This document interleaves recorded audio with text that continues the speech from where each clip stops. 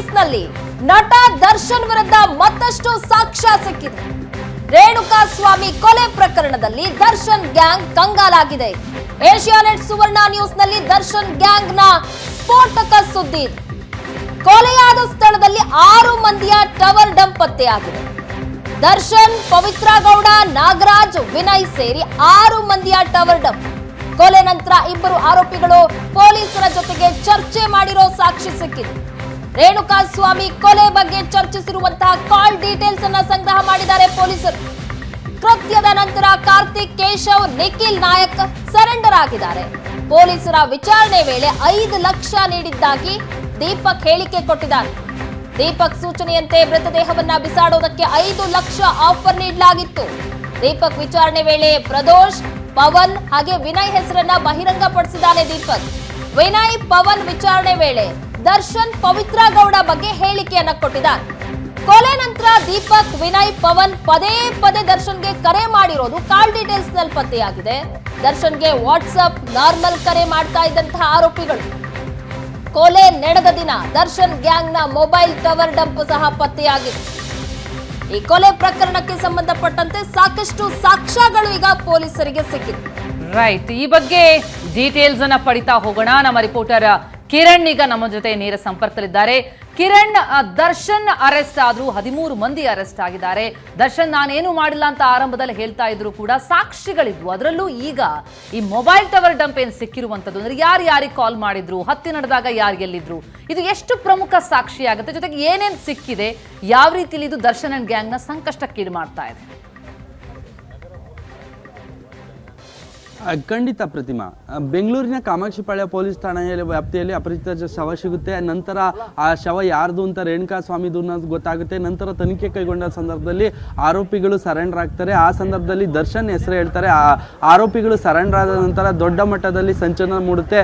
ನಟ ದರ್ಶನ್ ಈಗ ಅರೆಸ್ಟ್ ಆಗಿರ್ತಕ್ಕಂಥದ್ದು. ಈಗ ತಾನೇ ಬೆಂಗಳೂರು ಕಮಿಷನರ್ ಕೂಡ ಪೊಲೀಸ್ ಠಾಣೆಗೆ ಆಗಮಿಸಿರ್ತಕ್ಕಂಥದ್ದು ನೀವು ದೃಶ್ಯಗಳಲ್ಲೂ ಸಹ ನೋಡ್ಬೋದು. ಪೊಲೀಸ್ ಠಾಣೆಗೆ ಈಗಾಗಲೇ ಒಳಗಡೆ ಹೋಗಿದ್ದಾರೆ. ಪೊಲೀಸ್ ಠಾಣೆ ಸುತ್ತಮುತ್ತ ಸಹ ಸಾಕಷ್ಟು ಬಂದೋಬಸ್ತನ್ನು ಕೈಗೊಂಡಿರ್ತಕ್ಕಂಥದ್ದು. ಈಗಾಗಲೇ ನೋಡ್ಬೋದು ನೀವು. ಇನ್ಸ್ಪೆಕ್ಟರ್ ಏನಿದ್ದಾರೆ ಕುಮಾರ್ ಅಂತ, ಅನ್ನಪೂರ್ಣೇಶ್ವರಿ ನಗರ ಇನ್ಸ್ಪೆಕ್ಟರ್ ಯಾರ್ಯಾರು ಇದ್ದಾರೆ ಅವ್ರನ್ನೆಲ್ಲ ಸಹ ಕಳಿಸೋ ಪ್ರಯತ್ನವನ್ನ ಕೂಡ ಮಾಡ್ತಾ ಇರ್ತಕ್ಕಂಥದ್ದು. ಇಲ್ಲಿ ಮುಖ್ಯವಾಗಿ ಏನಂದ್ರೆ ಈ ಪ್ರಕರಣದಲ್ಲಿ ಸಾಕಷ್ಟು ಎವಿಡೆನ್ಸ್ಗಳನ್ನು ಕಲೆಕ್ಟ್ ಮಾಡಲಾಗಿರ್ತಕ್ಕಂಥದ್ದು. ಕಲೆಕ್ಟ್ ಮಾಡಿ ಸಾಕಷ್ಟು ಸಾಕ್ಷ್ಯಗಳ ಏನಿದೆ ದರ್ಶನ್ ವಿರುದ್ಧ, ದರ್ಶನ್ ಗ್ಯಾಂಗ್ ವಿರುದ್ಧ ಸಾಕಷ್ಟು ಸಾಕ್ಷಿಗಳನ್ನ ಕಲೆ ಹಾಕಿದ್ದಾರೆ. ಮೊದಲನೇದಾಗಿ ಕೊಲೆ ಪ್ರಕರಣ ಏನು ನಡೀತು ಪಟ್ಟಣಗೆರೆ ಶೆಡ್ನಲ್ಲಿ ನಡೆದಂಥ ಸಂದರ್ಭದಲ್ಲಿ ಟವರ್ ಡಂಪ್ ಅನ್ನ ಕೂಡ ಮಾಡಿರ್ತಕ್ಕಂಥದ್ದು. ಟವರ್ ಡಂಪ್ ಸಂದರ್ಭದಲ್ಲಿ ದರ್ಶನ್, ಪವಿತ್ರ ಗೌಡ, ವಿನಯ್ ಇತರ ಆರೋಪಿಗಳೇನಿದ್ದಾರೆ ಅವರೆಲ್ಲರೂ ಸಹ, ನಾಗರಾಜು ಸೇರಿದಂತೆ ವಿನಯ್ 6 ಮಂದಿ ಆರೋಪಿಗಳು ಅಲ್ಲಿದ್ದಂತೂ ಖಚಿತ ಆಗಿರ್ತಕ್ಕಂಥದ್ದು. ಇಬ್ಬರು ಆರೋಪಿಗಳೇನಿದ್ದಾರೆ, ಪ್ರದೋಷ್ ಏನಿದ್ದಾನೆ ಆತ ಇಬ್ಬರು ಪೊಲೀಸ್ ಅಧಿಕಾರಿಗಳಿಗೆ ಸಂಪರ್ಕ ಮಾಡಿರೋದು ಸಹ ಗೊತ್ತಾಗ್ತಾ ಇರ್ತಕ್ಕಂಥದ್ದು. ಕೃತ್ಯ ನಂತರ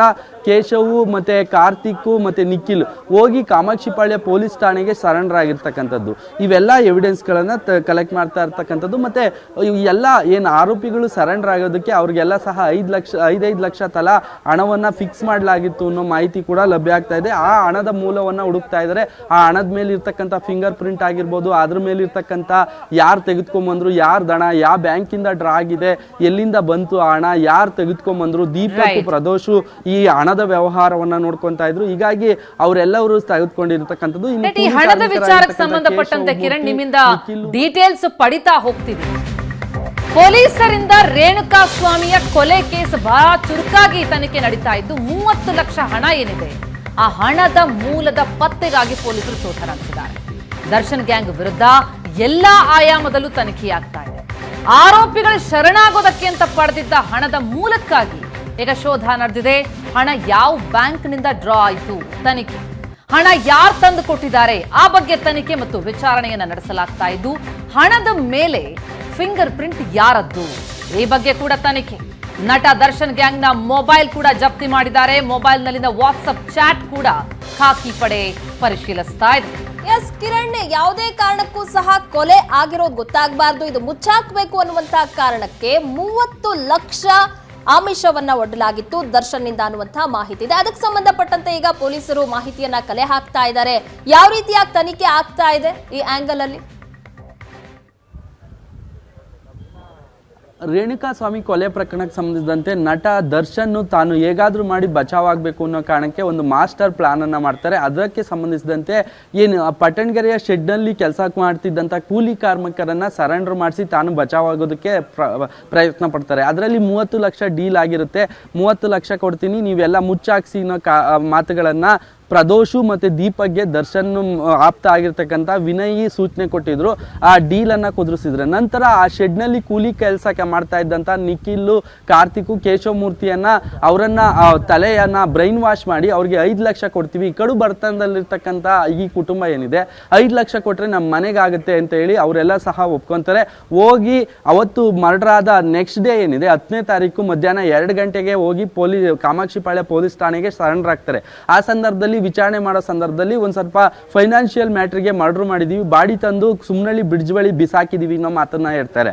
ಆದ್ರೆ ಇದನ್ನ ನಂಬೋದಿಲ್ಲ ಕಾಮಾಕ್ಷಿಪಾಳ್ಯ ಇನ್ಸ್ಪೆಕ್ಟರ್ ಆಗಿರ್ತಕ್ಕಂಥ ಗಿರೀಶ್ ನಾಯ್ಕು. ತನಿಖೆ ಕೈಗೊಳ್ತಾರೆ. ರಾತ್ರಿ ಎಲ್ಲರನ್ನ ಬಾಯಿ ಬಿಡಿಸ್ತಾರೆ. ಇವ್ರು 3 ಅರೆಸ್ಟ್ ಆದ ನಂತರ ಇವರ ಹೇಳಿಕೆ ಮೇಲೆ ನಂದೀಶು ಮತ್ತೆ ಪವನ್ ಅನ್ನ ಕರ್ಕೊಂಬರ್ತಾರೆ. ನಂದೀಶ್ಗೆ 3rd ಡಿಗ್ರಿ ಟ್ರೀಟ್ಮೆಂಟ್ ಕೊಟ್ಟಾಗ ಆತ ನಟ ದರ್ಶನ್ ಹೇಳಿರೋದ್ರಿಂದ ನಾವು ಈ ರೀತಿ ಕೃತ್ಯ ಮಾಡಿದೀವಿ ಅಂತ ಹೇಳ್ತಾರೆ.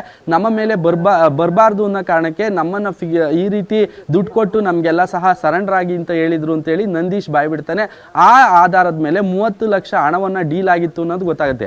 ಆ ಹಣವನ್ನ ಈಗ ಸೀಸ್ ಮಾಡೋ ಕೆಲಸವನ್ನ ಪೊಲೀಸರು ಮಾಡ್ತಾ ಇರ್ತಕ್ಕಂಥದ್ದು. ಅದ್ರ ಮೇಲೆ ಇರ್ತಕ್ಕಂಥ ಫಿಂಗರ್ ಪ್ರಿಂಟು, ಅದೇ ಎಲ್ಲಿಂದ ಬಂತು, ಯಾರು ಸಪ್ಲೈ ಮಾಡಿದ್ರು, ದೀಪಕ್ ಮತ್ತೆ ಪ್ರದೋಷ್ಗೆ ಯಾರು ದರ್ಶನ್ ಕಡೆಯವರ ಒಬ್ಬ ಪ್ರಭಾವಿ ವ್ಯಕ್ತಿ ಕಡೆಯಿಂದ ಹಣ ಬಂದಿದೆ ಅನ್ನೋ ಮಾಹಿತಿ ಸಿಗ್ತಾ ಇರ್ತಕ್ಕಂಥದ್ದು. ಪ್ರಭಾವಿ ರಾಜಕಾರಣಿಯ ಸಂಬಂಧಿ ಆಗಿರ್ತಕ್ಕಂಥ ದೀಪಕ್ ಇಂದ ಹಣ ಸಂದಾಯ ಆಗಿರ್ತಕ್ಕಂಥದ್ದು.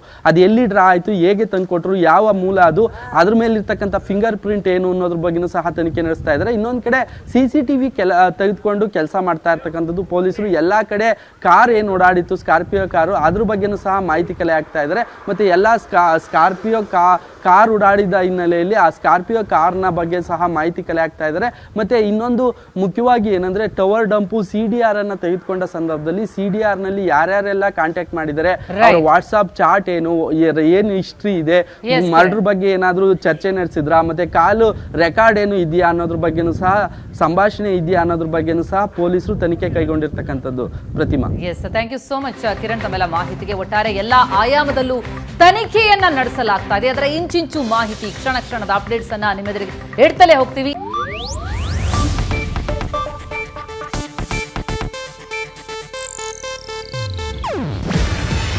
ಇದು ಏಷ್ಯಾನೆಟ್ ನ್ಯೂಸ್ ನೆಟ್ವರ್ಕ್ ಪ್ರಸ್ತುತಿ. ನೀವು ನೋಡ್ತಿದ್ದೀರಾ ಏಷ್ಯಾನೆಟ್ ಸುವರ್ಣ ನ್ಯೂಸ್.